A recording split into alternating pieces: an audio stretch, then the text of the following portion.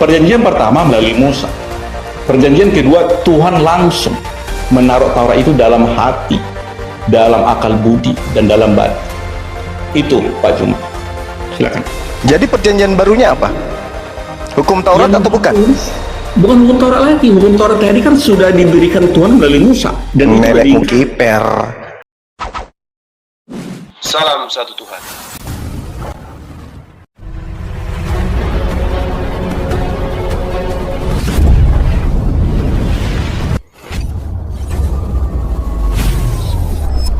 Ya, pengantar ini singkat para sahabat. Dukung semua ya sahabat-sahabat kita channel Densa News Muslim.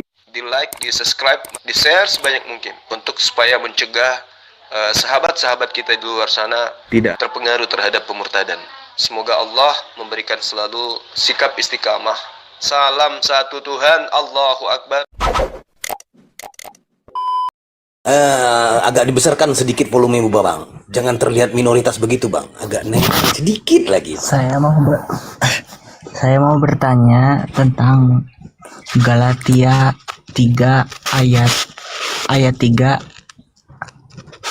Jelaskan dulu identitasnya, bro. Anda Kristen apa bukan? Saya Kristen, Bang. Oke, silakan. Kristen. Silakan bertanya.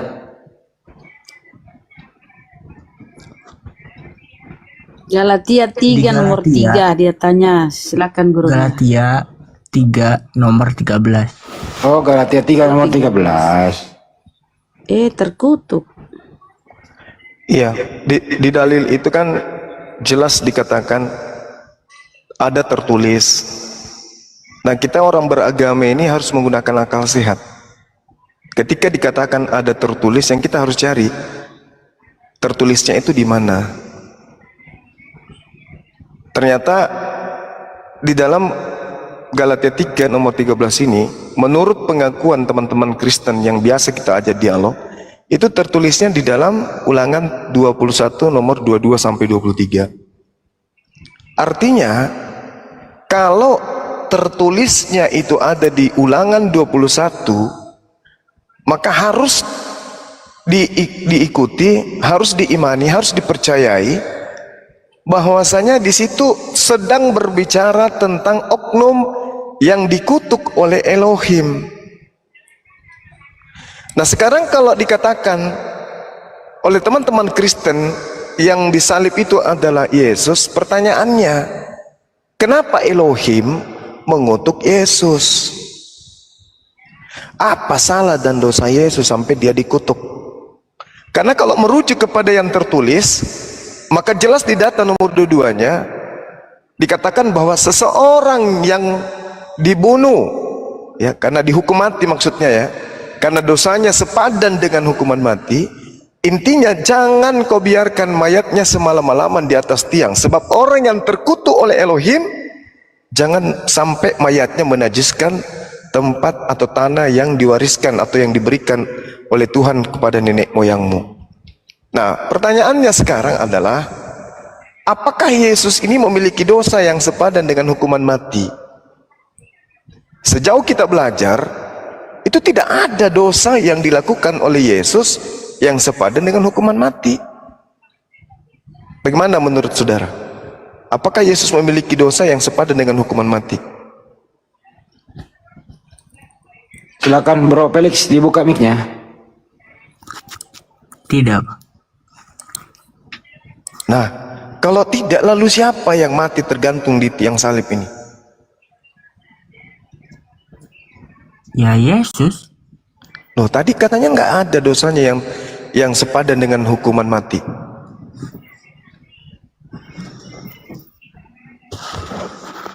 Gimana dong? Yesus tidak kita temukan memiliki dosa yang sepadan dengan hukuman mati. Tapi saudara mengatakan yang mati adalah Yesus. Ini gimana ini? Kita mau luruskan atau kita mau bengkokkan kemana ini data? Yesus tidak mati, Bang. Yesus tidak mati? Iya. Tapi banyak dalil dalam kitab saudara mengatakan dia mati. Roma 14:9. Yesus itu hanya sebagian dagingnya bang, rohnya itu ke Enggak, tunggu dulu, kita jangan melebar dulu. Ini Yesus benar Anda akui tidak memiliki dosa yang sepadan dengan hukuman mati. tidak. Nah, kalau begitu, kenapa bisa dia yang digantung? Ya karena sudah dinubuatkan bang. Seluruh data yang ada di perjanjian lama, tak ada satupun nubuat yang mengatakan orang yang tidak berdosa itu dibunuh.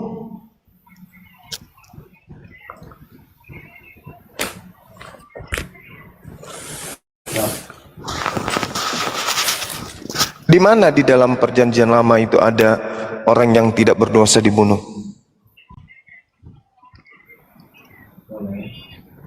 Sedangkan yang terjadi di tengah-tengah bangsa Yahudi adalah pembunuhan terhadap Yesus itu karena dengki, disebabkan Yesus semakin hari semakin berpengaruh kepada orang-orang Yahudi, sehingga penggawa-penggawa Yahudi pada saat itu takut kalau bangsanya dirampas oleh Roma, sehingga mereka sepakat membunuh Yesus. Jadi kesepakatan pembunuhan terhadap Yesus itu dilatar belakangi oleh faktor ekonomi, faktor politik. Nah, apakah kemudian dosa Yesus sampai dia harus mati karena faktor politik? Dia tidak ada dosa, sementara yang dikutuk oleh Tuhan di dalam Ulangan 21 adalah orang yang melakukan dosa. Ini gimana ini? Ada tidak orang yang berdosa yang dikutuk oleh Tuhan yang sezaman dengan Yesus menurut saudara?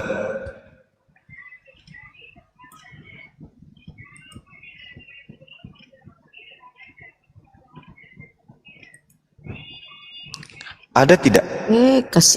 Kasih nakaburi Oh mama kembali ke rumah bapak. Lama rupa. Kembali ke rumah bapak. Rahmatullah. Waduh. Halo, selamat malam. Ya, malam. Selamat malam Bang Situ. Benarkah Bang Sejo? Tunggu Bang, aku mau tanya dulu. Gedein dikit suaranya Bang. Aku mau tanya dulu. Katanya tadi kan saya dengar Abang Juma berkata kalau Tuhan Yesus itu tidak disalib. Di Al-Quran kan berkata yang disalib itu Yudas, makanya aku bertanya, yang kalau diangkat ke surga itu Yudas atau Tuhan Yesus, itulah, tolong jelaskan dulu. Gimana? Yang diangkat ke surga itu Tuhan Yesus atau Yudas, tolong dijelaskan dulu.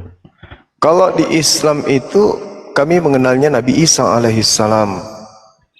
Nabi Isa lah yang diangkat kemudian ke langit. Diterangkan di dalam Al-Quran dalam surah An-Nisa. An-Nisa ya akhi? Betul, An-Nisa 157. 158. Ya, kurang lebih di situlah. Jadi yang terangkat itu adalah Nabi Isa alaihissalam. Allah mengangkat beliau disebabkan karena Allah masih memiliki Nabi Isa alaihissalam itu masih memiliki tugas, masih memiliki PR yang harus diselesaikan kemudian nantinya, yaitu memberikan pengajaran kepada orang-orang yang menuhankan dirinya.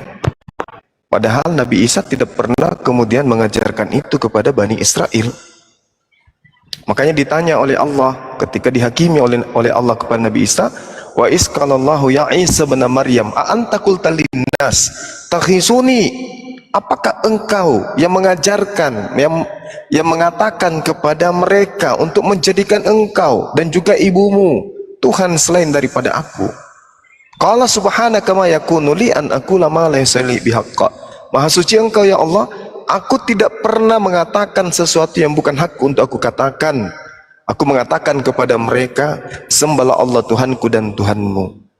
Jadi teman-teman Kristen ini menyembah sesuatu yang tidak pernah mengajarkan dirinya untuk disembah, hanya oleh karena ada kesalahpahaman terhadap penyaliban. Dianggapnya penyaliban itu adalah sesuatu yang baik, padahal penyaliban itu berlaku kepada orang yang melakukan dosa yang sepadan dengan hukuman mati. Orang yang digantung salib itu adalah orang yang dikutuk oleh Tuhan. Nah, orang yang dikutuk artinya orang yang dihina, dihinakan oleh manusia, lebih-lebih dihinakan oleh Tuhan. Tapi Kristen datang memungut orang itu, lalu melantiknya menjadi Tuhan. Roma 14 nomor 9. Makanya Al-Quran mengatakan orang-orang kafir itu adalah makhluk yang serendah-rendahnya, bahkan lebih rendah daripada hewan. Kenapa? Karena ada makhluk yang dikutuk oleh Tuhan, dikutuk, benar-benar dikutuk, berdasarkan Ulangan 21 nomor 22 sampai 23, tapi justru dianggap Tuhan. Nah, itulah makanya. Nah, sehingga Al-Quran mengatakan bal rafa'ahu Allahu ilaihi wa kana Allahu azizan hakima. Allah mengangkat Nabi Isa kepada kehadirat Allah. Allah maha perkasa, maha bijaksana. Sama seperti yang tertulis di dalam kitab saudara, yang kemudian dikatakan di Matius 4, ya, bahwasanya ketika Yesus dicobai oleh iblis mengatakan bahwasanya jika engkau adalah anak Elohim, buang dirimu ke bawah, sebab Elohim akan mengirim malaikat untuk menatang engkau di tangannya agar kakimu tidak terhantu kepada batu. Dan terbukti itu memang tertulis di dalam Mazmur 91. Artinya Nabi Isa ini diangkat ke langit, bukan justru disalib. Yang disalib itu adalah orang yang dikutuk, orang yang dikutuk oleh Elohim. Nah, yang Anda sembah itulah yang dikutuk oleh Elohim, yang umat Islam sebut bahwa tiadalah mereka menyembah selain daripada Allah kecuali iblis, kecuali setan. Demikian. Begini Bang, aku mau tanya lagi, aku masih bingung. Begini, di Al-Quran kan berkata Yudas yang menyerupai wajah Tuhan Yesus. Nggak ada Bang di Quran Yudas. Tidak ada di Quran itu. Untuk yang disalib itu siapa? Yang disalib itu adalah orang yang menggantikan Nabi Isa. Orang itu siapa? Kalau dalam Al-Quran itu tidak dijelaskan.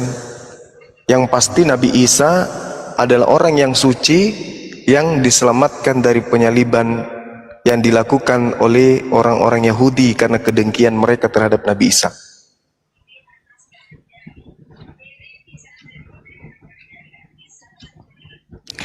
Sebenarnya penyaliban itu tak ada hubungannya dengan Kristen. Tak ada hubungannya. Karena yang ada di sini hanya Islam dan Yahudi. Yahudi menginginkan pembunuhan terhadap Nabi Isa. Tapi Allah kemudian menyelamatkan Nabi Isa.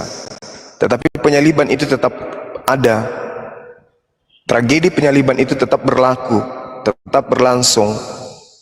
Selesai perkara di situ. Nabi Isa diselamatkan, orang yang disalibkan tetap ada. Proses selesai. Muncul Kristen beberapa puluh tahun kemudian menjadikan tragedi penyaliban itu justru sebagai alat untuk nebus dosa. Ini yang lucu gitu loh. Gak ada hubungannya. Padahal cerita yang ada adalah orang-orang Yahudi dengki, orang-orang Yahudi iri terhadap Nabi Isa, sehingga mereka berupaya untuk membunuh Nabi Isa.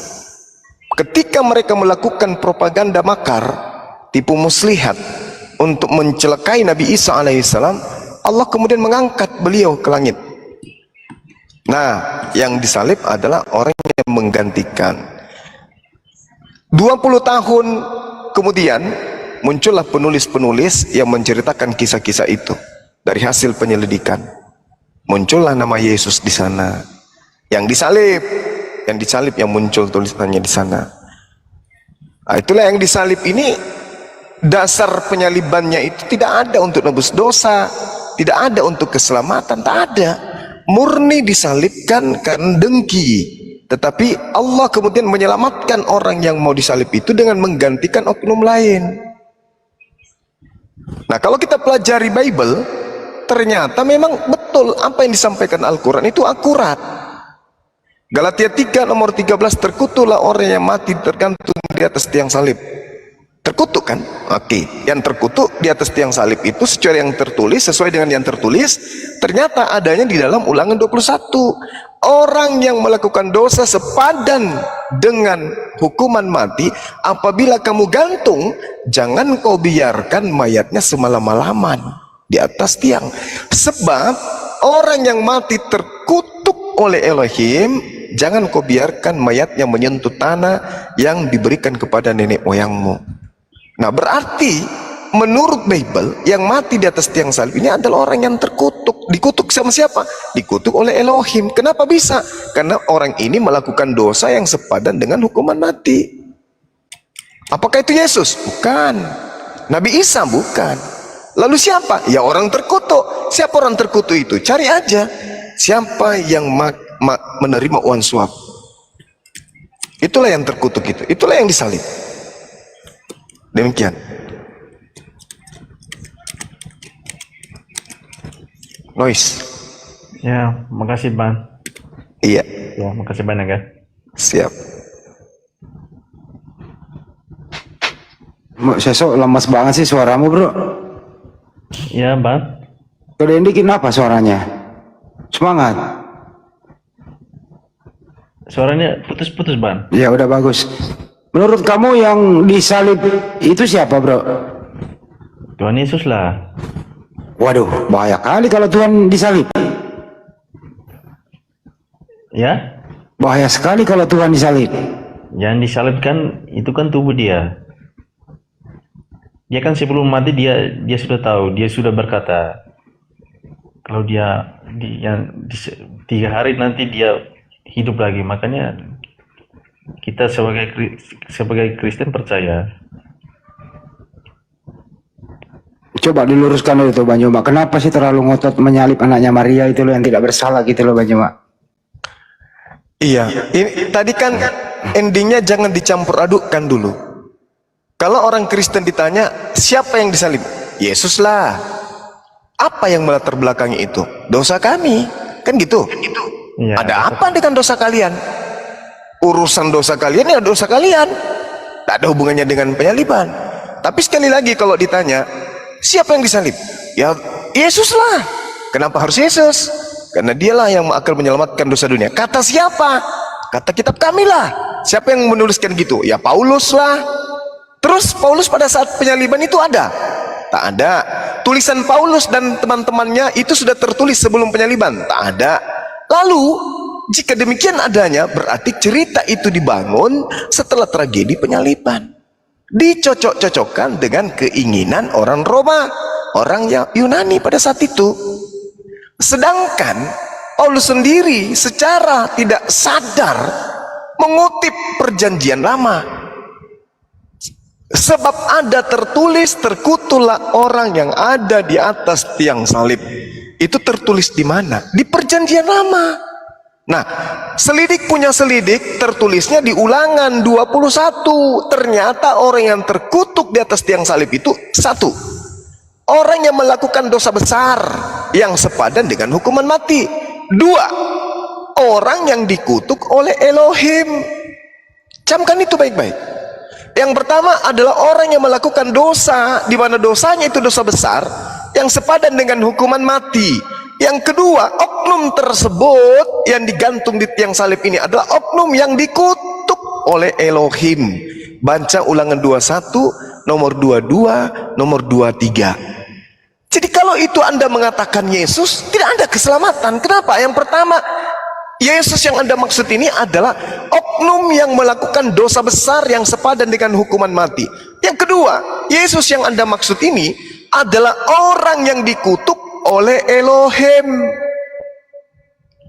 Jadi kalau kedua-duanya ini terpenuhi terhadap oknum yang di atas tiang salib, lalu supaya dikatakan sebagai keselamatan, tebus dosa, untuk mengampuni dosa, Itu bagaimana caranya? Dibuatkanlah surat-surat kemudian yang muncul kemudian untuk supaya orang-orang yang lemah akal, yang tidak punya agama, yang tidak punya Tuhan, yang tidak punya kitab suci, menjadikan surat-surat tersebut sebagai kitab suci, menjadikan Tuhan yang ada di dalam kitab suci, kitab tersebut dijadikan sebagai Tuhan.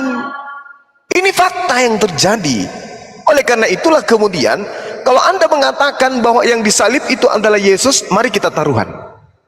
Tunjukkan satu dosa yang dilakukan oleh Yesus yang sepadan dengan hukuman mati. Tunjukkan. Karena harus ada dosa yang dilakukan oleh Yesus yang sepadan dengan hukuman mati, sehingga dia wajar dan pantas kemudian di atas tiang salib. Itu yang pertama. Yang kedua, tunjukkan dosa yang dilakukan oleh Yesus sehingga dia pantas untuk dikutuk oleh Elohim. Tunjukkan dua ini. Kalau tidak, maka penyaliban yang dijajakan ke Roma dan Yunani itu adalah hoaks belaka. Saya katakan hanyalah hoaks belaka, obat kuping. Nah, ternyata punya selidik apa yang melatar belakangi orang Yahudi ingin menyalib Yesus. Ini saya katakan dari tadi, tak ada hubungannya Kristen dengan Yesus yang disalib itu, nggak ada hubungannya. Apa yang melatar belakangi orang-orang Yahudi, orang Farisi, mahkamah agama, imam kepala ingin membunuh Yesus? Ternyata di dalam kitab Yohanes 11 nomor 45 sampai nomor 53, ternyata mereka sepakat membunuh Yesus untuk menyelamatkan mereka dari perampasan Roma akan tempat suci dan bangsa mereka. Itu jelas itu. Sekali lagi saya katakan, latar belakang pembunuhan terhadap oknum Yesus adalah dengki, iri hati, hasad, husud, cemburu, dan mereka membunuh Yesus karena tidak ingin bangsanya dirampas oleh Roma. Itu yang melatar belakangi. Tak ada unsur dosa waris, tak ada unsur penyelamatan, tak ada unsur Tuhan, tak ada unsur inkarnasi, tak ada sama sekali. Itu hanya karya yang dibuat oleh Paulus in the gang untuk orang Roma, untuk orang Yunani, sehingga lahirlah agama Katolik. Ingat, agama Katolik adalah agama yang paling senior di antara semua agama Kristen. Kepada agama inilah kemudian Paulus mengarang cerita tentang penyaliban orang suci ini. Nah, kalau Anda keberatan dengan pernyataan saya, tolong tunjukkan, ini kita taruhan akidah, tolong tunjukkan kepada saya ada dosa yang dilakukan oleh Yesus yang sepadan dengan hukuman mati, dan ada dosa yang dilakukan oleh Yesus sehingga Elohim mengutuk beliau. Tunjukkan, silakan. Ya, makasih Bang. Sama-sama. Makasih banyak ya sudah penjelasannya. Begini, aku mau tanya lagi. Tadi kan Bang bilang Alkitab itu kan hanya orang yang menulis saja, makanya berarti Bang tidak percaya Alkitab itu asli? Saya percaya Bible Anda itu berasal dari pewarta. Sesuatu yang diadakan karena ada yang mengadakan, yaitu pewarta yang bukan murid Yesus. Satu pun bukan murid Yesus. Lukas bukan, penulis Markus bukan, penulis Yohanes bukan, penulis Matius bukan, apalagi Paulus. Tak ada satu pun murid Yesus yang menghadiahkan kitab kepada non-Yahudi. Kenapa? Alasannya, Yesus pertama mengaku diutus hanya kepada domba yang sesat dari Bani Israel. Kedua, Yesus berpesan kepada ke-12 muridnya di dalam Matius 10 nomor 5 nomor 6, jangan kamu ke bangsa lain. Ketiga, Paulus sendiri yang mengaku, aku diutus kepada orang-orang yang tidak bersunat, aku diutus kepada orang-orang non-Yahudi, sementara Yesus tidak pernah mengutus murid-muridnya untuk di luar Yahudi. Kemudian Paulus sendiri mengaku bahwa Petrus diutus kepada orang yang bersunat, dan dia diutus untuk orang-orang yang tidak bersunat. Itu jelas itu. Galatia 2 nomor 8, Galatia 1 nomor 15, nomor 16, nomor 17. Paulus mengaku dengan sendirinya. Dengan demikian, saya mengaku bahwa surat kanonik dan 13 kitab Paulus dan kitab siluman satu, karena kita tidak tahu siapa penulisnya, yaitu Ibrani. Saya katakan bahwa itu adalah pewarta yang menulis berdasarkan hasil penyelidikan, berdasarkan hasil salinan-salinan antar satu sama yang lainnya. Demikian. Ya, makasih banyak ya, Bang. Sama-sama. Tuhan memberkati kita semua ya, Bang. Amin. Ya, saya turun dulu ya, Bang. Makasih ya, Bang. Baik, sama-sama. Oke, kita sambut dulu ya Pak Tigor. Dokter Adi sepertinya. Silakan, Dok. Selamat malam. Pertanyaan tadi, kenapa Yesus Kristus dilahirkan? Itu pertanyaannya. Silakan dijawab. Dilahirkan tanpa ayah biologis. Pertanyaannya, kenapa Yesus dilahirkan? Bukan, Pak. Ini orangnya masih ada di Oke, Pak Senjo, silakan ditanya. Ulang-ulang, apa pertanyaan tadi? Ya, Bang. Pertanyaan Bapak tadi tentang Yesus kenapa dilahirkan atau gimana tadi modelnya? Ya, kenapa Yesus dilahirkan ini? Nah, itu tolong Ustaz Sugi, silakan. Ya, kenapa Yesus dilahirkan itu unik gitu loh, maksudnya tanpa hubungan biologis. Begitu ya, Bang Sesu ya? Bukan itu pertanyaannya. Kenapa Tadi Yesus gitu pertanyaannya kok. Itu pertanyaannya, Coba, Pak. silakan. Begini, Coba diulang lagi deh, sebentar. Pak Sesa diulang lagi. begini, Bang. Mungkin di sini kan jaringannya kurang bagus, makanya kakak Abang suaranya putus-putus tidak dengar. Tadi saya bilang, kenapa Yesus itu lahir di bumi ini? Kenapa? Tadi sepertinya tadi kenapa dilahirkan tanpa ayah biologis kan gitu tadi. Iya. Saya dengar. Itu yang saya dengar. Yang saya dengar tidak ada hubungan biologis. Kenapa Yesus dilahirkan? Hanya itu. Orang Ya pertanyaannya udah nggak seperti itu. apa-apa. Ya begini, Bang. Kenapa Yesus dilahirkan? Ya kalau itu gampang jawabnya. Hubungan biologis kan gitu kan tadi. Nggak apa-apa, itu aja Pak De. Kenapa Yesus dilahirkan? Ya, Yesus dilahirkan itu Ya kemauan Tuhan. kemauan Tuhan, memang begitu. Jawabnya gampang kok itu. Ya, Bang Juma sudah kembali, Bang Juma? Tertulis di mana? Ya jawab, kemauan Tuhan tertulis di mana? Ya Allah itu maha menghendaki dan tidak ada yang bisa melarang. Emang Datanya ada ya di tertulis. dunia ini yang terlahir bukan atas kehendak Tuhan ya? Silakan dijawab dengan data-data. Nah ini kan secara data umum Pak, sebagai kecuali kalau Anda itu Tulis di ateis. mana? Tertulisnya di mana? Jangan Kecuali kalau Anda ateis, maka pertanyaannya mana dalilnya? Tapi sebagai orang yang memiliki Tuhan, kita tahu bahwa segala yang terjadi di dunia ini kehendak Tuhan. Itu orang yang beragama. Apa Anda ateis? Pertanyaan Anda seperti itu. Aneh. Silakan Pak Seco, apakah puas dengan Ya jawaban sama itu? misalnya saya datang ke dunia ini itu atas kehendak Tuhan. Anda tanya dalilnya di mana gitu. Ya aneh loh. Aduh. Pak, Belum puas. Kenapa? Kurang jelas. Kurang jelas. Kenapa Yesus dilahirkan? Itu ya. Ya. Karena kehendak Tuhan yang. Kenapa sih jawabannya gampang banget kok? Kecuali Anda berkata, apa tujuan Yesus dilahirkan? Nah, itu beda jawaban. Kenapa Yesus dilahirkan dan apa tujuan dilahirkan? Beda jawabannya tuh. Itu loh. Mana kami mau menjawab kenapa Yesus dilahirkan, terus kita jawab tujuan Yesus dilahirkan, kita salah jawab jadinya. Oke, Bang Juma sudah kembali, Bang Juma? Mana Bang Juma? Sarli, Bang Juma mana?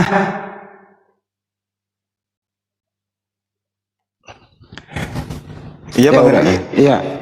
Pertanyaannya kenapa Yesus dilahirkan katanya? Iya, Nabi Isa alaihissalam atau Yesus ini. Kurang lebih sama lah hasil.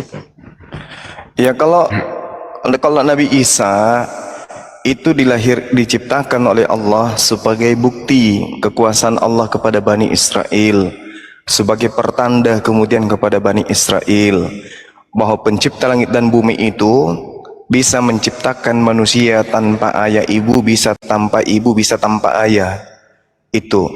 Dan salah satu tujuan Nabi Isa alaihissalam diciptakan oleh Allah adalah untuk memperlihatkan tanda-tanda kebesaran Allah di tengah-tengah Bani Israel, seperti membangkitkan orang mati, membuat orang kusta sembuh, orang buta melihat, dan seterusnya. Itu untuk menghadapi semua apa yang orang-orang Yahudi anggap saat itu sebagai hal yang menyebabkan mereka meninggalkan hukum-hukum Tuhan.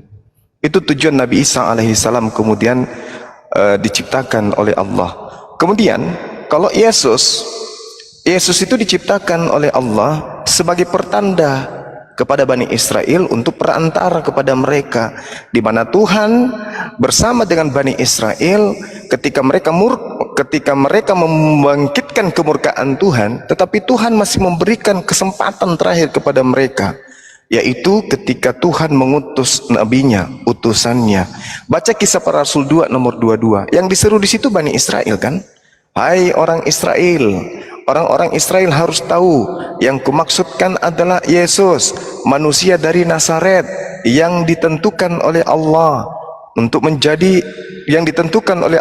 melakukan tanda-tanda kekuatan dan mukjizat-mukjizat yang dilakukan oleh Allah melalui perantaraan Yesus. Jadi tujuan Tuhan menciptakan Yesus itu sebagai perantara kepada Bani Israel dan juga sebagai nabi untuk Bani Israel. Hanya untuk Bani Israel. Kalau Kristen kan sekali lagi nih, Kristen dengan Yesus itu tak ada hubungannya. Makanya di setiap data yang kita sajikan, contoh misalnya Matius 21, dan orang banyak itu menyebut inilah Nabi Yesus dari Nazaret di Galilea. Markus 14:65, Yesus disebut sebagai nabi.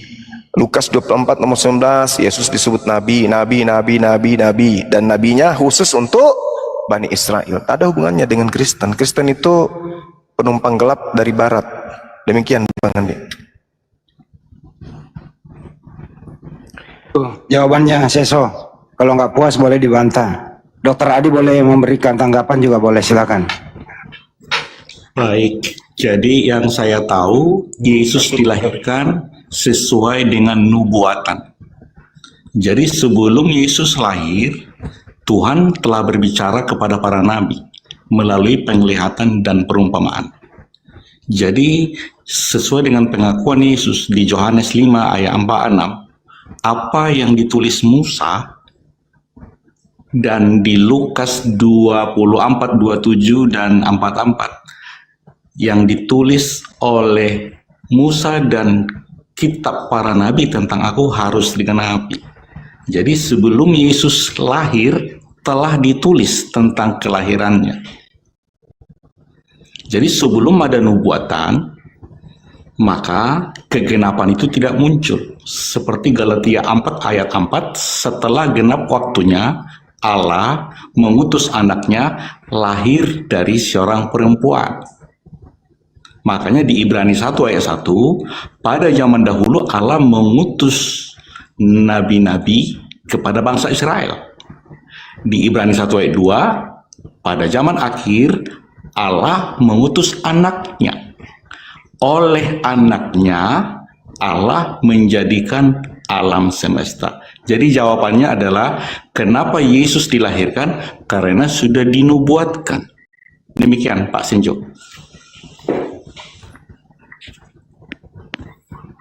Itu yang disebutkan Pak Dokter tadi itu semua dari Kristen, itu data-data yang ditulis untuk orang Roma Yunani itu nggak ada dituliskan dalam kitabnya orang Yahudi dan tidak ada juga dalam pengakuan Yesus. Itu murni 100% dari pengajaran orang-orang Farisi untuk Roma.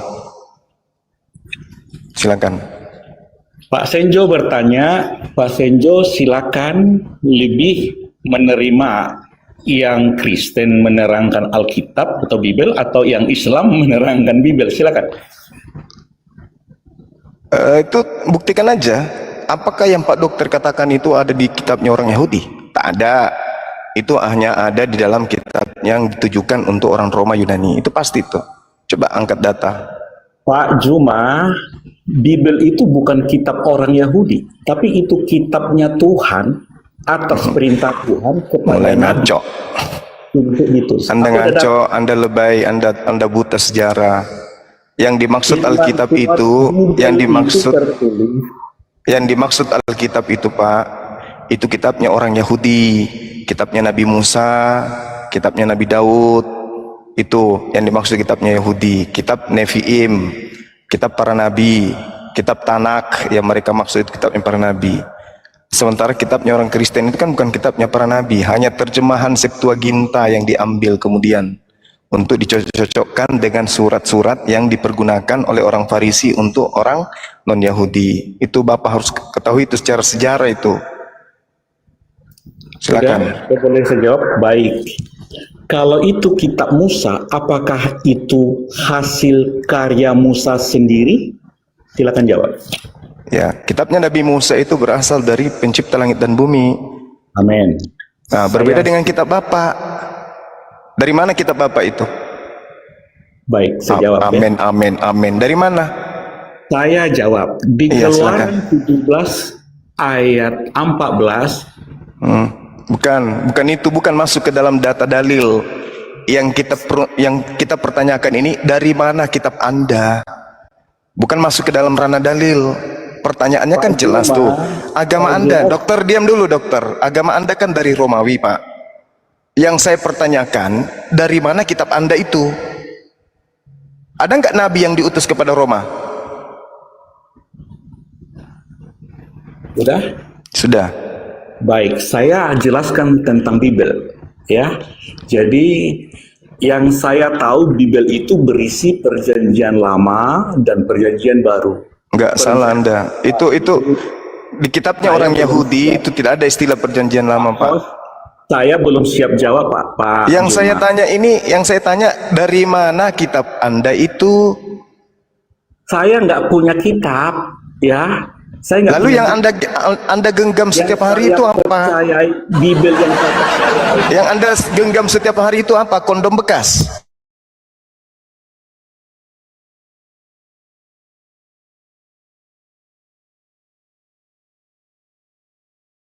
Saya tanya, dari mana kitab Anda yang Anda pakai itu, dari mana? Dari Tuhan. Tuhan yang mana? Tuhan pencipta alam. Di mana Tuhan berfirman dalam bahasa Septuaginta? Berfirman bahasa Septuaginta itu terjemahan, Pak Juma. Itu terjemahan. Ya, itu justru itu saya tanya. Kitab Anda kan Septuaginta. Saya terangkan ya, oke. Boleh dengar saya ngomong. Ngaco. Pak Juma kan menerangkan A sampai Z semua. Siapa nabi yang menerima firman dalam bahasa Septuaginta? Siapa? Septuaginta itu terjemahan. Justru itu, kitab Anda itu bukan firman Tuhan. Kenapa Anda mengatakan tadi firman Tuhan? Saya katakan Tuhan berfirman kepada Musa. Kepada Musa. Berarti kitabnya Nabi Musa, kitabnya Bani Israel, bukan kitab ente. Itulah yang diterjemahkan. Kalau begitu Anda harus akui bahwa kitab Anda itu hanya terjemahan dari kitabnya agama lain. Baru kita sepakat. Kan begitu, baru betul. Bukan terjemahan agama lagi. Lu, Tuhan tidak membawa agama. Taurat itu diperuntukkan untuk orang-orang Yahudi. Kita kenal dengan sebutan agama Yahudi, agama Nasrani. Itu kitab mereka. Lalu kemudian Septuaginta itu adalah terjemahan dari kitabnya Yahudi yang dipakai oleh agama Roma. Sampai sini paham? Baik, setuju. Nah, gitu dong. Lanjut. Oke, jadi saya katakan Tuhan berfirman kepada Nabi Musa. Tuliskanlah firman itu dalam sebuah kitab. Makanya Musa menulis. Segala firman itu ditulis Musa. Datanya tertulis di Keluaran 24 ayat 4. Setelah ditulis Musa dalam bahasa Ibrani, diterjemahkanlah ke dalam seluruh bahasa, termasuk Septuaginta, termasuk ke bahasa Yunani, termasuk ke bahasa Belanda, Melayu tinggi, Melayu rendah, ke bahasa Indonesia. Yang diterjemahkan itu dari original teks dari bahasa Ibrani. Jadi firman Tuhan yang disampaikan Tuhan kepada Nabi Musa itu, yang ditulis Musa di dalam sebuah kitab, diterjemahkan. Demikian Pak. Pertanyaannya, kitab Nabi Musa itu untuk orang Roma atau untuk orang Israel saja? Untuk pada mulanya orang Israel, makanya tadi Ibrani 1 ayat. Kok ada bahasa pada mulanya, Pak? Maksudnya apa? Pada zaman dahulu Allah mengutus nabi-nabi kepada bangsa Israel. Hanya bangsa yang saya tanya, kitab yang datang kepada Nabi Musa ini apakah untuk orang Israel saja atau juga untuk orang Roma? Pada mulanya hanya untuk Israel. Maksud Anda dengan mengatakan pada mulanya apa? Ingin nipu? Karena perjanjian pertama itu udah bercacat, makanya ada perjanjian baru. Dari mana ilmunya tuh? Dari mana ilmunya Pak Dokter? Yeremia 31 ayat 32 sampai 34. Alamak. Sekarang pertanyaan saya ini, hukum Taurat yang datang kepada Nabi Musa ini diperuntukkan spesial untuk Bani Israel atau untuk orang Roma juga? Untuk bangsa Israel, khusus untuk Israel. Khusus untuk Israel. Terus kenapa ada di dalam agama Roma kitabnya orang Israel? Panjang ceritanya. Nggak, singkat-singkat aja, yang masuk akal aja. Ya, karena hukum Taurat itu kan diperuntukkan untuk Israel. Tetapi karena orang Israel memberontak, akhirnya bangsa di luar Israel pun menerima. Pertanyaan saya, kalau Anda sudah setuju bahwa kitab itu hanya untuk orang Yahudi, apa dasarnya? Kenapa ada di dalam kitabnya orang Kristen Roma? Baik, yang saya tahu sesuai dengan data yang tertulis bahwa Tuhan hanya mau menyampaikan firman-Nya melalui nabi-nabi khusus kepada Yahudi. Itu yang pertama. Tapi ternyata ada Yahudi mayoritas, yaitu ahli Taurat dan imam-imam kepala yang tidak mengerti kitab itu, akhirnya nggak percaya. Tetapi ketika nabi yang diutus kepada bangsa Israel ditolak oleh bangsa Israel mayoritas, yaitu ahli Taurat dan pemimpin agama Yahudi, akhirnya pada zaman akhir Allah mengutus anaknya lahir dari seorang perempuan, yaitu Yesus. Ketika Yesus menerangkan kitab itu, yang menerima adalah orang Yahudi. Itulah murid-muridnya. Makanya tertulis di Matius 21:43, kerajaan surga diambil dari bangsa Yahudi jasmani, yaitu ahli-ahli Taurat dan orang-orang Farisi, diberikan ke Roma pada bangsa lain yang menghasilkan buah kerajaan. Artinya yang menerima ajaran Yesus. Menerima ajaran Yesus. Itulah murid-muridnya. Yesus mengajarkan dirinya diutus hanya kepada domba yang hilang dari umat Israel. Anda terima? Ada datanya di Matius 15 ayat 20 sampai 28 itu. Yesus mengatakan, aku diutus hanya kepada domba-domba yang hilang dari umat Israel. Anda terima? Ada tertulis, ya. Ada konteksnya. Berarti tidak ada hubungannya dengan Anda kan? Lagi-lagi, sedangkan hukum Taurat itu dikhususkan kepada Bani Israel saja. Nah, kalau Anda mengatakan di akhir zaman mengutus anaknya yang tunggal, anaknya pun hanya untuk Bani Israel saja. Kisah Para Rasul 13 nomor 23. Tuhan kemudian mengutus juru selamat untuk Bani Israel, yaitu Yesus. Mana tulisannya? Mana tertulis Tuhan mengutus nabi anaknya untuk Roma? Mana? Ingat, di kitab saudara sudah ada kitabnya orang Yahudi dalam bentuk Septuaginta. Itu diambil secara tidak sah. Tidak ada dalil pembenaran yang bisa Anda gunakan untuk itu. Silakan. Baik, yang saya tahu ketika Tuhan berfirman kepada Nabi Musa, tuliskanlah firman ini dalam sebuah kitab, Musa menulis. Itulah bahasa Ibrani. Lalu diterjemahkan kepada banyak-banyak bangsa, termasuk Septuaginta, itu terjemahan. bukan original teksnya itu, ya. Jadi original teks itu diterjemahkan kepada banyak bangsa, termasuk LAI juga menerjemahkan, KJP juga menerjemahkan, seluruh Loncat kemana-mana. bangsa diterjemahkan. Yang diterjemahkan itu bukan karangan bebas, Pak Juma, bukan karangan Iya, bebas. kapan mulai diterjemahkan itu, Pak? Kalau soal kapannya itu saya tidak tahu, ya. Yang saya tahu sudah utuh saya baca LAI sama KJP. Ya, yang saya tahu lah saya pertanggungjawabkan, ya. Jadi yang saya tahu, makanya aku bilang nanti kalau Pak Juma tahu original teks Keluaran 17 ayat 14, silakan original teksnya dibuka. Keluaran 24 ayat 4 tertulis, maka Musa menulis segala firman itu dalam sebuah kitab. Silakan original teksnya dibuka. Jadi kitab-kitab orang Yahudi, Nefi atau apa tadi, kitab Taurat Musa, kitab para nabi, kitab Mazmur, silakan original teksnya, silakan kita naik ke atas. Tetapi LAI yang saya baca mulai Kejadian sampai Wahyu, saya mengerti.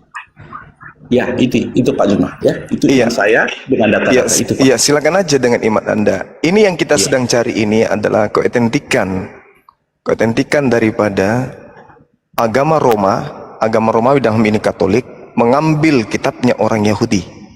Ini yang sedang kita cari, ini yang sedang kita gali. Kok bisa ada terjemahan kitab agama orang lain di dalam agama yang lain?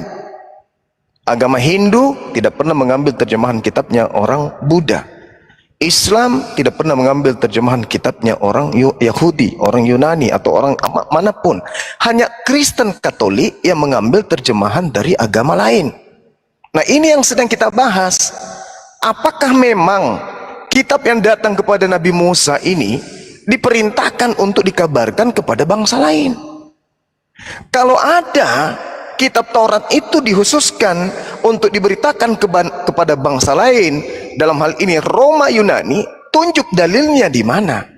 Kalau tidak ada, berarti agama Katolik boleh dikatakan mengambil kitabnya agama lain, mengambil kitabnya orang lain tanpa izin dan tak ada legalitas dari pemiliknya, itu sama dengan pencuri, maling.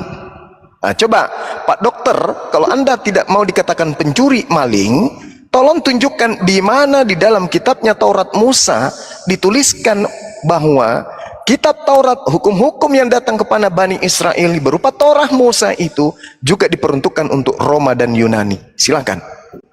Baik, yang saya baca mulai kitab Kejadian sampai kitab Wahyu tidak ada agama Katolik, tidak ada agama Roma. Tetapi kalau Pak Juma bisa ya, di mana tertulis ada agama Roma, di mana tertulis agama Katolik di Bibel. Oke. Terima kasih. Dan saya tepuk tangan dulu. Artinya memang tidak ada Katolik, agama Katolik, agama orang Roma ini tidak ada dalam kitabnya orang Yahudi. Begitupun kitabnya agama Katolik itu sendiri.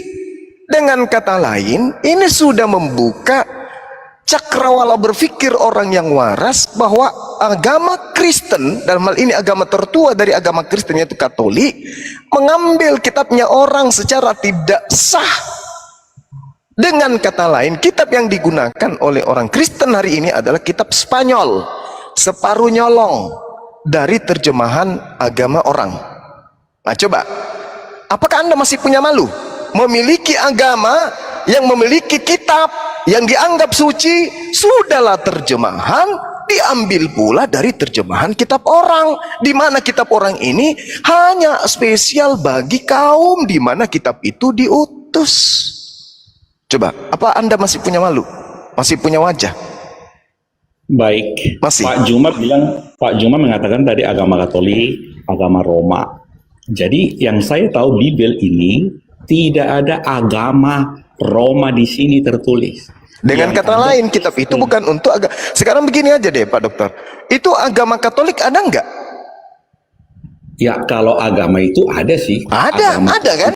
Nah, ya, orang Roma ada nggak? Tidak ada. Di dalam Orang Bibel Roma tidak ada nggak?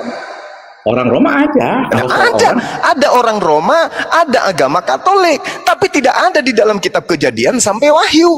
Dengan kata lain, agama Katolik, agamanya orang Roma, mengambil terjemahan kitabnya orang. Dengan kata lain, kitab yang Anda gunakan sekarang itu adalah kitab Spanyol, separuh nyolong. Sampai sini belum mengerti juga, Pak Dokter? Oke, pertanggungjawabkan pendapat Pak Juma bahwa itu separuh nyolong. Silakan. Ya, buktikan kepada saya kalau ada legalitas bahwa kitabnya orang Yahudi itu memang diberikan oleh Tuhan untuk orang Roma. Ada enggak? Baik, Ayo. yang saya tahu dari awal, Tuhan berfirman kepada Nabi Musa, juga kepada para nabi, tuliskanlah firman itu dalam sebuah kitab. Itulah tertulis. Nah, Lalu untuk- banyak orang menerjemahkan kepada suku, kaum, dan bahasa, termasuk bahasa Indonesia. Artinya, Pak Dokter, Anda ini punya agama hanya menggunakan terjemahan dari kitabnya orang. Betul? Bukan. Lalu Terjemahan dari firman Tuhan yang ditulis para nabi. Bukan kita orang. Kita para nabi. saudara pikir Nabi Musa itu bukan orang? Hah? Walaupun Nabi Musa orang, tetapi bukan hasil karangan Musa. Siapa yang bilang karangan Nabi Musa? Kitab Itu firman dituliskan oleh Nabi Musa untuk kaumnya Bani Israel. Mana legalitasnya? Kenapa orang Roma? Kenapa Katolik? Neneknya Kristen di dunia. Kenapa menggunakan kitabnya orang? Apa alasannya? Mana legalitasnya? Mana nabi yang diutus kepada Katolik orang itu Roma? neneknya Kristen. Tertulis di mana Katolik itu nenek Kristen? Silakan. Agama yang tertua menyembah Yesus itu kan Katolik. Bukan. Siapa? Ya, tidak ada agama yang menyembah Yesus. Apa sih? Jadi agama Anda nyembah siapa? Yang menyembah Yesus adalah orang yang telah dilahirkan kembali dari firman Tuhan. Tuyul. Bukan agama. Bukan agama yang menyembah Jangan Yesus. terlalu muluk-muluk, Pak. Ini dulu kitabnya agama orang Anda selesaikan. Jangan ngaku-ngaku terlahir kembali menjadi ini. Allah, ini dulu selesaikan hasil curian ini. Selesaikan dulu. Pertanggungjawabkan iman kalian. Dari Saya mana sudah dasarnya terjemahan kitab agama lain ada dalam kitab agama Anda? Itu aja dulu. Selesaikan. Saya sudah jawab. Apa jawabannya? Biarlah netizen yang ada 4.000 ini. 4.200. Justru netizen yang bertanya, oh iya ya kita Kristen selama ini hanya percaya aja. Ada namanya perjanjian lama, ada namanya perjanjian baru. Ini yang perjanjian lama kan jelas. Ya, Paulus sendiri mengaku, aku diutus kepada non-Yahudi, orang-orang yang tidak bersunat. Oke, berarti kita lah Kristen ini. Paulus menulis surat untuk kita, meskipun itu bukan untuk orang Kristen di Indonesia, tapi untuk orang yang ada di sana, di Eropa sana. Nah, sekarang yang saya pertanyakan adalah dari mana agama Kristen Katolik ini mengambil terjemahan kitabnya orang dan apa dasar pijakannya? Hukum untuk Yahudi kenapa dipakai untuk Roma? Itu loh. Baik, karena saya bukan orang Katolik, silakan bertanya kepada orang Katolik. Nah, Anda sendiri agama apa? Saya beragama Kristen, tetapi bukan karena agama itu saya mengenal Yesus. Saya agama Kristen, tetapi bukan karena agama itu. Berarti Anda tidak merasulkan Paulus? Karena yang beragama tidak akan masuk surga. Lucu ente itu. Matius 5 nomor 20. Yesus mengatakan jika hidup keberagamaanmu tidak lebih baik dari ahli Taurat, kamu tidak akan masuk ke dalam surga. Anda ini sekolah di mana sih? Benar. Anda mengatakan apa tadi barusan? Sekarang mengatakan lagi benar. Saya setuju bahwa kalau tidak melebihi agama Yahudi atau agama ahli-ahli Taurat, tidak bisa masuk surga. Nah, apakah agama Anda sudah melebihi? Orang Yahudi sholat 3 kali sehari. Anda? Saya jawab dulu, baru direspon Pak Juma. Oke. Ya, selesaikan dulu yang pertama tadi. Mana legalitasnya, Pak Dokter, tidak usah kemana-mana. Mana legalitasnya orang Kristen menggunakan perjanjian lama dari kitabnya Yahudi? Jadi saya bilang tadi dari awal, bahwa Alkitab atau Bible itu terdiri dari Perjanjian Lama dan Perjanjian Baru. Perjanjian Lama itu ditulis oleh para nabi atas perintah Tuhan dalam sebuah kitab. Terdiri dari kitab Taurat Musa, kitab para nabi, dan kitab Mazmur. Perjanjian Baru itu atas perintah Yesus kepada murid-murid. Di mana Yesus memerintahkan menulis perjanjian baru, Pak Dokter? Ngarang aja terus. Saya mau bicara dengan Di mana Bapak menuduh Yesus? Perjanjian baru adalah kitab yang dituliskan berdasarkan perintah Yesus. Mana perintah Yesus? Ngarang-ngarang. Anda sekolah di mana sih, Pak? Ayat 11, Wahyu 1:11. Wahyu Yesus Kristus kepada Yohanes di Pulau Patmos, apa yang kamu lihat? Alamak, Wahyu. Tuliskanlah dalam sebuah kitab. Ayo, Pak. Yesus itu datang di tahun pertama, tahun kedua, tahun ketiga. Pulau Patmos itu 100. Tahun ke-100 baru ditulis. Sementara Paulus menulis di tahun 52 mulai. Instruksinya nanti di tahun 100. Jangan aneh-aneh lah. Beragama itu pakai akal, Pak. Ini pertanyaan saya itu sederhana loh. Akui saja kalau memang agama Anda mengambil secara ilegal kitabnya orang, akui aja, nggak usah malu-malu. Saya sudah terangkan, belum saya siap terangkan udah Bapak potong. Mana yang Anda terangkan, cuman ngawur. Sebelum saya maunya ada timer ya, Pak Handi, silakan. Minta timer lagi orang kayak gini, minta timer. Mending saya tidur, Pak. Jadi Pak Juma, saya udah kenal Pak Juma 5 tahun yang lalu. Iya, justru itu Anda kewalahan. Ayat yang Pak Juma Kalau Anda sudah tahu, harusnya tahu bagaimana caranya melumpuhkan logika saya. Tapi kok Anda semakin kayak gini, semakin parah. Ingat Pak, ini Anda menghabiskan waktu saya. Pertanyaan saya sederhana. Mana legalitasnya orang Katolik Roma mengambil kitabnya agama lain? Apa yang Anda jawab? Saya bukan orang Katolik, silakan bertanya ke Katolik. Agama Anda itu mengambil dari situ. Katolik itu yang paling tua, Pak. Agama Anda itu cuman titisan dari agama Katolik. Baik, saya jawab, jangan dipotong, boleh? Ya kalau masuk akal, silakan. Masuk akal tidak masuk akal Pak Juma nggak masalah, yang penting hak menjawab diberi kesempatan. Ya kalau begitu Pak, modal kayak gitu Anda hanya mempermalukan Kristen se-Indonesia. Mending Anda turun. Saya jawab dulu Pak Juma. Alamak. Mau diskusi dengan data-data atau enggak? Data-data silakan. Saya malah dari tadi minta datanya mana. Bapak nggak nunjukkan data. Yang saya tahu Perjanjian Lama itu atas perintah Tuhan kepada para nabi untuk ditulis dalam sebuah kitab. Untuk umat siapa? Perjanjian Baru belum siap. Untuk umat siapa? Tunggu dulu, jangan dipotong di situ. Yang nabi-nabi yang diutus untuk gimana nih Pak Handi, Pak Sugi, mana Pak Kinanta tadi? Kok nangis? Anda menjelaskan perjanjian lama itu adalah firman Tuhan yang diperintahkan kepada nabi-nabi untuk ditulis. Itulah perjanjian lama. Tapi Anda tidak berani meneruskan, ditulis untuk Bani Israel. Itulah liciknya Anda. Ayo, berani nggak mengatakan itu? Ditulis untuk Bani Israel. Berani nggak mengatakan itu? Untuk seluruh bangsa. Mulai ngaco, nipu. Mana dalilnya? Ada di mana? Lukas 2 Nenekmu kiper yang saya tanya perjanjian lama. Nenek saya dokter ngapain kayak gini?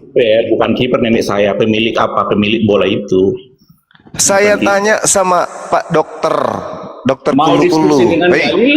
Saya tanya sama Anda, mana dalilnya kitabnya orang Yahudi itu untuk orang Roma mana? Nggak malu apa? Tiap hari pakai kitabnya orang, nggak malu? Nggak malu? Tidak boleh saya jawab. Saya jawab udah dipotong. Gimana Pak Handi? Memang kayak gitu modelnya diskusi. Ya orang diskusi itu yang dewasa dong Pak. Ini yang kita kaji ini legalitas agama Anda menggunakan kitabnya agama lain. Anda kemana-mana melanglang buana ke sana kemari. Apa yang Anda bahas ini? Gimana Pak Senjo? Silakan Pak Senjo. Ya kalau Pak Senjo bisa langsung ayat ini terangkan, tapi datang Dokter Adi ini nggak berani bicara ayat kan? Ya, kok kenapa melawan dirinya sendiri, Pak Dokter? Saya lawan diskusinya. Kenapa bicara sendiri? Silakan. Jadi aku bilang Pak Juma saya ikuti 5 tahun yang lalu selalu perang ayat kan, tapi ketika saya hadir bukan ayat yang ditanya, ketakutannya. Nenekmu kiper 7 turunan, takut samamu. Nenek aku pemilik klub bola, bukan kiper. Oh, berarti kamu siapa? Liverpool. Oh, Liverpool. Nah, sekarang pertanyaan saya jelas. Mana legalitas sampai agama Anda menggunakan kitabnya orang? Jawaban Anda apa? Baik, saya sudah bilang yang menulis itu bukan saya, satu. Ya, bukan saya. Saya tidak tanya siapa yang menulis. Ya. Saya tanya legalitas sebagai seorang dokter mengambil sebuah buku dari bukunya orang dipakai untuk keyakinan. Harus Anda mikir ini buku dari mana? Apa hubungannya dengan agama saya buku ini? Emang buku ini dituliskan, diwahyukan untuk saya? Itu loh. Boleh saya jawab tanpa dipotong? Udahlah. Nah, Pak Juma menanyakan saya, belum saya jawab pasti dipotong. Tapi jawaban Anda apa? Coba silakan. Soal benar atau tidak itu biar netizen yang menilai, oke? Alamak. Silakan. Oke, saya jawab. Yang saya tahu bahwa Tuhan memberikan wahyu atau perintah atau nubuatan kepada para nabi dan para rasul atau apostel untuk menulis firman itu dalam sebuah kitab. Bapak-bapak gereja dari Ortodoks, Katolik, dan Syria mengkanon tulisan-tulisan itu. Jadi yang melihat dan mendengar langsung firman itu menulis. Jadi banyak yang menulis. Jadi tulisan-tulisan itu diselidiki oleh murid-muridnya murid. Yohanes punya murid. Muridnya lagi punya murid. Yang saya tanya perjanjian lama, Cak Ayu. Alamak. Saya belum siap tanya, jawab udah apa? Silakan Pak Juma. Ini ruang Zoom. Saya sebagai tamu. Oke, silakan Ya. kalau mau tidak rumah. Perasaan yang saya tanyakan tadi itu perjanjian lama, dari tadi kok larinya ke Lukas, Markus, Matius, muridnya murid. Alamak. Para nabi itu kan ada original teksnya. Jadi muridnya Yohanes, yaitu bapak-bapak gereja itu, itulah yang mengkanon. Artinya hanya Emang perjanjian lama pernah dikanon, Pak? ya semua perjanjian baru kan dikanon semua. Dikanon juga. Ya semua dikanon. Pertanyaan saya, perjanjian lama itu kitab untuk Bani Israel, Bani Yehuda.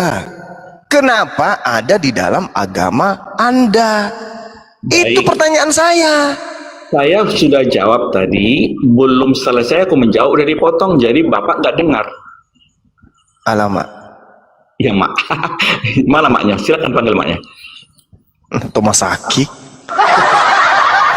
Mana Pak Kores? Pak Kores Bunda Rama itu merah apanya itu, merah sinyalnya. Aduh, kasihan saudara saya ini. Silakan Pak Juma. Pak Juma kan selalu Yang saya tanya, Bang, Yeremia 31 sampai 33, aku akan mengadakan perjanjian baru dengan Bani Israel, yaitu aku akan memasukkan hukum Taurat ke dalam batin setiap Bani Israel. Ulangan 33 nomor 4, hukum Musa yang datang kepada Musa hanya berlaku untuk Bani Yakub. Oke? Mazmur 147, hukum-hukumku yang datang kepada Yakub dan Bani Israel tidak kuberikan kepada bangsa lain. Oke? Nah, pertanyaan saya, kenapa ada kitabnya orang Yahudi yang spesial untuk mereka ada di dalam agama Anda? Itu kan pertanyaan saya. Terima kasih. Jadi tadi Pak Juma kan sudah mulai keluar ayat Yeremia 31 ayat 30 sampai 33. Boleh saya bacakan? Silakan. Baik, Yeremia 31 ayat 30 sampai 33. Sesungguhnya akan datang waktunya, demikian firman Tuhan, aku akan mengadakan perjanjian baru dengan kaum Israel dan kaum Yehuda. Bukan seperti perjanjian yang telah kuadakan dengan nenek moyang mereka pada waktu aku memegang tangan mereka untuk membawa mereka keluar dari tanah Mesir. Perjanjianku itu telah mereka ingkari, meskipun aku menjadi tuan yang berkuasa atas mereka. Demikian firman Tuhan. Ayat ketiga, tetapi beginilah perjanjian yang kuadakan dengan kaum Israel sesudah waktu itu. Demikian firman Tuhan, aku akan menaruh Tauratku dalam batin mereka dan menuliskannya dalam hati mereka. Maka aku akan menjadi Allah mereka dan mereka akan menjadi umatku. 34, dan tidak usah lagi orang mengajar sesamanya atau mengajar saudaranya dengan mengatakan kenallah Tuhan, sebab mereka semua besar kecil akan mengenal aku. Demikian firman Tuhan, sebab aku akan mengampuni kesalahan mereka dan tidak lagi mengingat dosanya. Pak Juma, ada di sini poin perjanjian baru. Ya, perjanjian baru itu apa? Perjanjian lama. Sebentar Pak, sebentar. Perjanjian baru yang dimaksud itu adalah tidak seperti perjanjian yang pertama yang disampaikan Tuhan kepada Musa. Perjanjian baru itu disampaikan kepada Yehuda dan Yerusalem. Ditulis dalam hati, dalam batin. Artinya firman, Taurat itu firman, itu disampaikan. Jadi bukan hanya kepada bangsa Israel, tetapi orang Yerusalem sama Yehuda yang menerima. Lalu di Matius 21 ayat 43 bahwa kerajaan sorga sudah diambil dari bangsa Israel, jasmani, yaitu ahli Taurat dan kitab Imam Kepala, diberi kepada bangsa lain yang menghasilkan buah kerajaan. Jadi dari bangsa Israel jasmani diberi kepada bangsa Israel rohani. Itulah kekristenan. Lalu kekristenan pun sudah ditolak, yaitu Wahyu 2 sampai Wahyu 3 bahwa Kristen itu sudah diambil dari mereka kerajaan surga, diberi kepada bangsa Israel rohani yang baru. Itulah 144.000 orang dari 12 suku yang telah dimeteraikan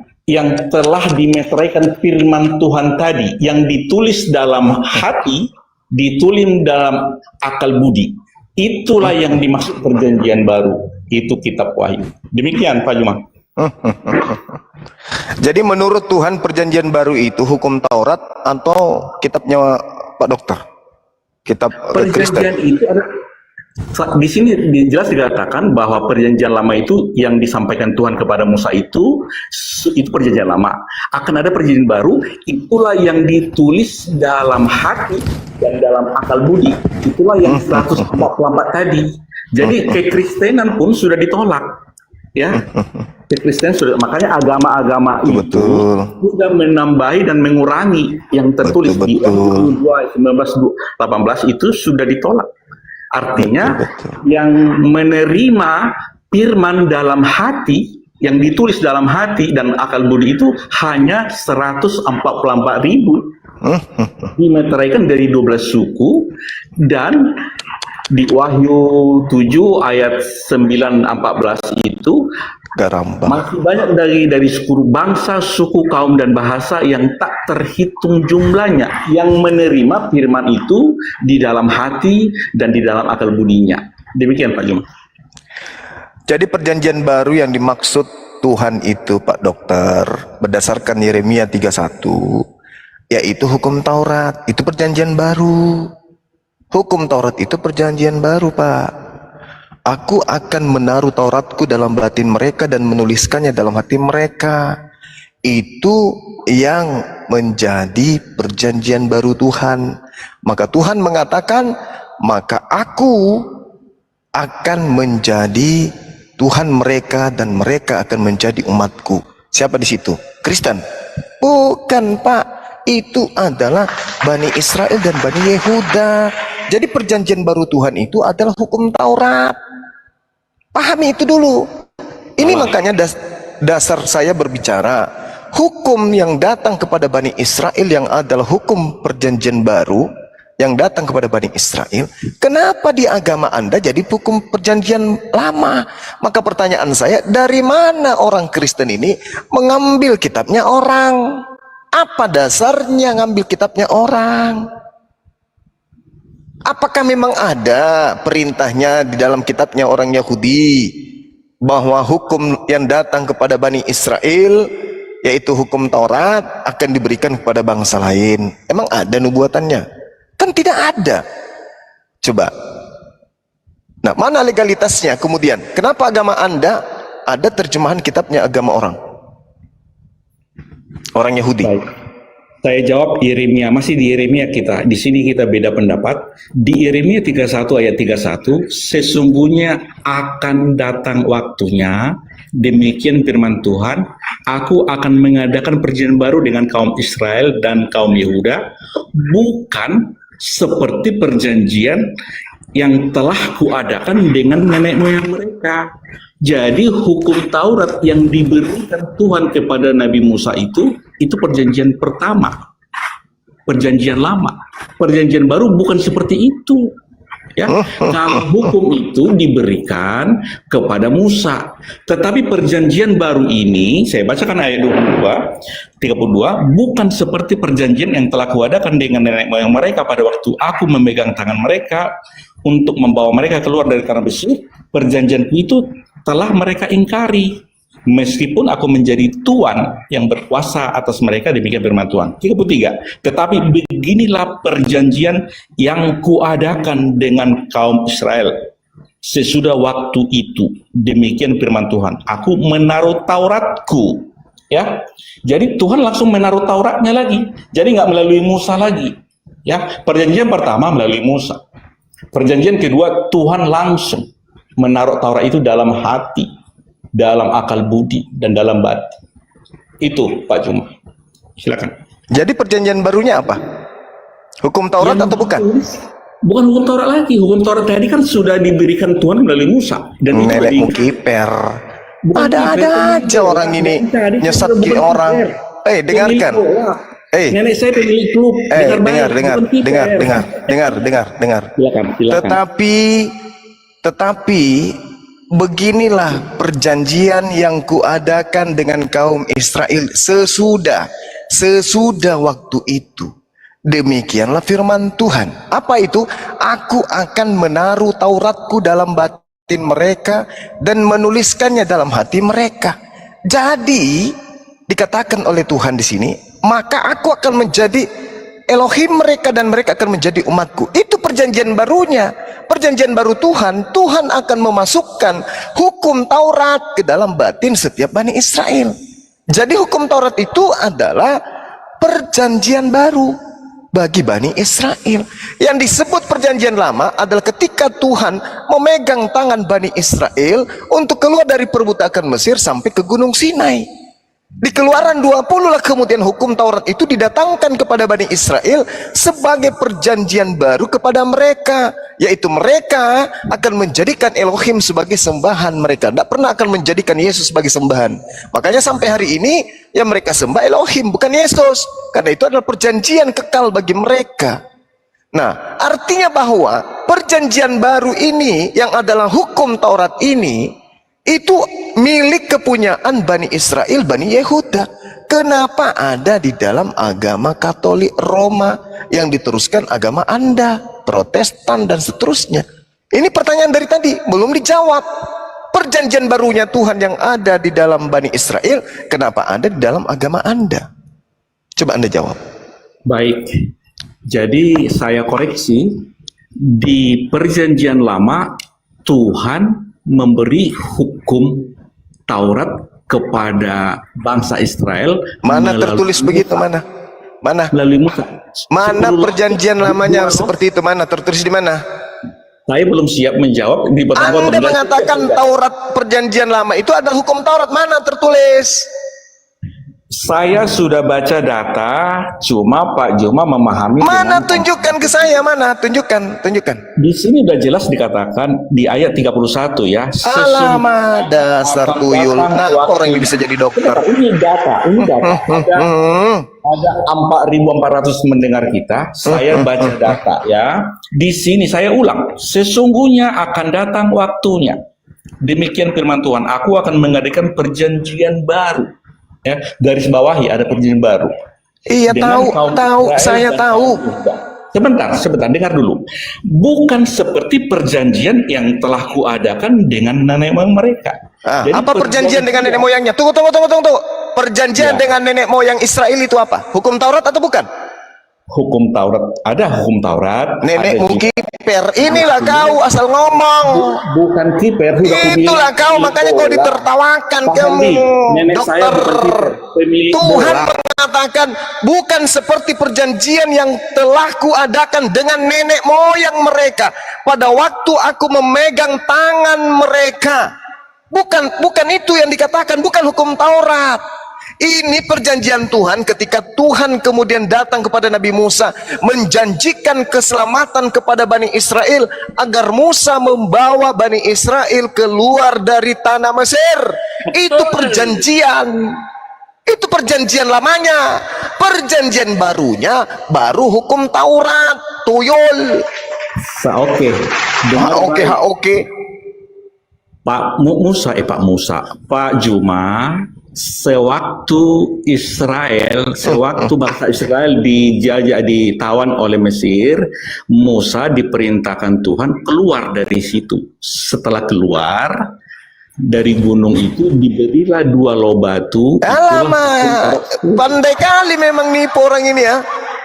Pandai kali orang ini nipu. Agamanya yang ngajarin gitu. Bukan seperti perjanjian. Diam. Bukan seperti perjanjian yang telah kuadakan dengan nenek. Dalam nama Yesus. Mulai lagi agama setannya lagi diandalkan. Rokodam rosahadat keluar kau dalam nama Yesus. Turunkan biadab ini, turun. Hus. Dalam nama Yesus. Biadab. Kamu ke gereja jilat pantat pendeta, turun. Hus. Agama setan, penyembah setan, turun. Laknat. Dasar biadab penipu. Ini saya bacakan lagi ya teman-teman. Bukan seperti perjanjian yang telah kuadakan dengan nenek moyang mereka pada waktu aku memegang tangan mereka untuk membawa mereka keluar dari tanah Mesir. Itu perjanjian lama yang diingkari oleh Bani Israel. Kampret. Udah ditanya. Tetapi kata Tuhan di dalam nomor 33-nya dari Yeremia 31. Tetapi beginilah perjanjian yang kuadakan dengan kaum Israel sesudah perjanjian lama itu. Demikianlah firman Tuhan. Aku akan menaruh Tauratku dalam batin mereka dan menuliskannya dalam hati mereka. Maka aku akan menjadi Tuhan mereka dan mereka akan menjadi umatku. Itu perjanjian barunya, kampret.